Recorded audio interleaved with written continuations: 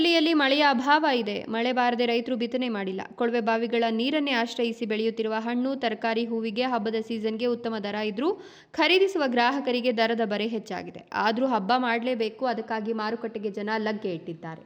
ಸೇವಂತಿಗೆ ಹೂವು 1 ಕೆಜಿಗೆ 300 ರಿಂದ 400 ರೂಪಾಯಿವರೆಗೆ ಮಾರಾಟವಾಗಿದೆ. ವರಮಹಾಲಕ್ಷ್ಮಿ ಹಬ್ಬ ಸಮೀಪಿಸುತ್ತಿದ್ದಂತೆ ಹೂವಿನ ಬೆಲೆ ಮತ್ತಷ್ಟು ಜಾಸ್ತಿಯಾಗಿತ್ತು.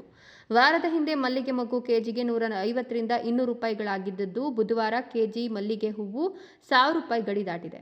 400 ರಿಂದ 500 ರೂಪಾಯಿ ಇದ್ದ ಕನಕಾಂಬರ ಹೂವು 2500 ರಿಂದ 3000 ರೂಪಾಯಿ, ಮಳ್ಳೆ ಹೂವು ಕೆಜಿಗೆ 1000 ರಿಂದ 1400 ರೂಪಾಯಿಗೆ ತಲುಪಿದೆ.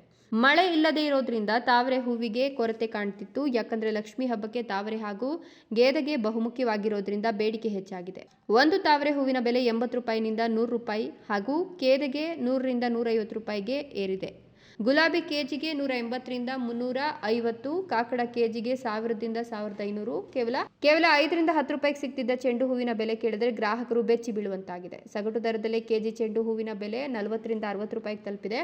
ಅಲಂಕಾರಿಕ ಹೂಗಳಾದ ಗ್ಲಾಡಿಯೋಲಸ್ 3 ಕಡ್ಡಿಗೆ 100 ರೂಪಾಯಿ, ಮತ್ತಿತರ ಹೂಗುಚ್ಛಗಳಿಗೆ 120, 200 ರೂಪಾಯಿ, ಗುಲಾಬಿ ಬಂಚ್ ಒಂದಕ್ಕೆ 250 ರಿಂದ 400 ರೂಪಾಯಿ, ದವಣ, ಕಮ್ಮಗಗ್ಗರಿ ಸೇರಿದಂತೆ ಸುವಾಸನ ಭರಿತ ಗಿಡಗಳಿಗೆ 150 ರೂಪಾಯಿಯಿಂದ 200 ರೂಪಾಯಿ, ಪತ್ರೆ ಕೆಜಿಗೆ 100 ರೂಪಾಯಿಗಳಿಗೆ ಮಾರಾಟವಾದವು.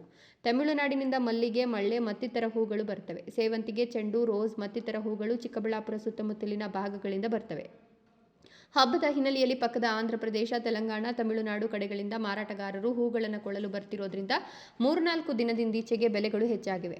ಹಬ್ಬಕ್ಕೆ ಇನ್ನಷ್ಟು ಏರಿಕೆಯಾಗಲಿವೆ. ಹೇಳಿ ಕೇಳಿ ಹಬ್ಬಕ್ಕೆ ಹೂವು, ಹಣ್ಣಿಗೆ ಎಲ್ಲದ ಬೇಡಿಕೆ. ಹೀಗಾಗಿ ಎಲ್ಲಾ ಬಗೆಯ ಹೂಗಳು ಗಗನಕ್ಕೇರಿವೆ ಅಂತಾರೆ ಮಾರಾಟಗಾರ ಅಶೋಕ್ ಕುಮಾರ್. ಹಣ್ಣುಗಳು ರೇಟು ತುಂಬ ಕಡಿಮೆನೇ ಇದೆ.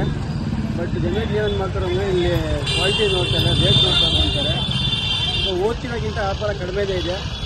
ಒಂದು ಪೈನಾಪಲ್ ಓದ್ತಿದ್ದ ಮಾರಿದ್ದು ಮತ್ತು ಈಗಿದ ಮಾರಿದ್ದು ತುಂಬ ರೇಟ್ ಕಡಿಮೆ ಇರೋದು. ಬಟ್ ಆ ಥರ ಕಸ್ಟಮರ್ ಇಲ್ಲ ಓದ್ತಿದ್ದಂಗೆ.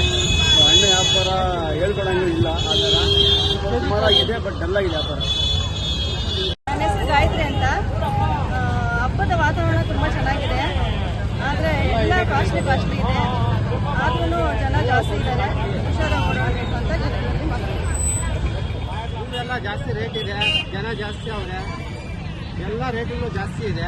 ಎಲ್ಲ ಹೂವೆಲ್ಲ ತಗೊಂಡಿದ್ದೀವಿ, ಎಲ್ಲ ಫ್ರೂಟ್ಸ್ ಎಲ್ಲ ತಗೊಂಡಿದ್ದೀವಿ, ರೇಟ್ ಎಲ್ಲದಕ್ಕೂ ಜಾಸ್ತಿ ಇದೆ. ಇವತ್ತು ನಾಳೆ ಫುಲ್ ಜನ ಇರ್ತಾರೆ.